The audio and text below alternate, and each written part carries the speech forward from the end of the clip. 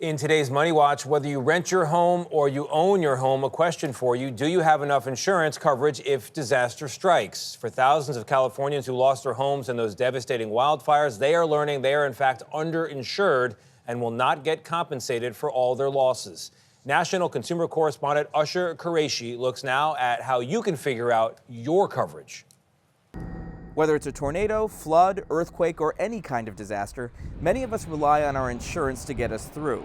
But imagine losing everything you have in a disaster like this, but then thinking to yourself, well, at least I have insurance.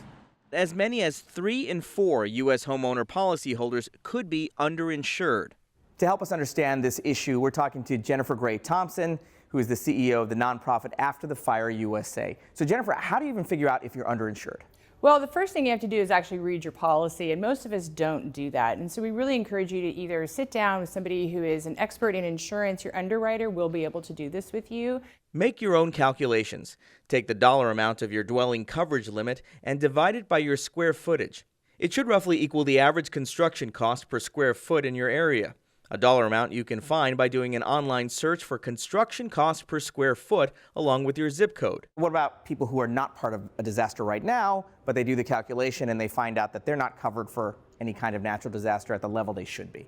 Do go to your underwriter and ask. Max out on your insurance. It does cost us a little bit more every single month, but it's just incredibly important. Some people won't call because they're afraid of being dropped.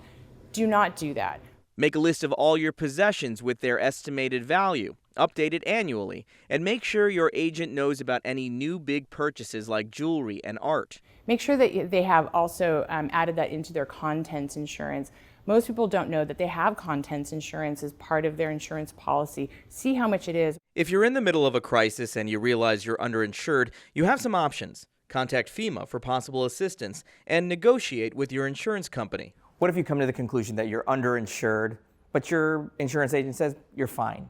What should you do? Ask them to actually put it in writing, an email or something back to you that is official saying that you are adequately insured. You must have it in writing and in some way that you can easily access it.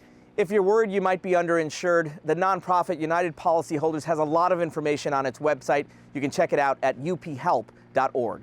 For CBS Mornings, I'm Ash-har Quraishi in Los Angeles.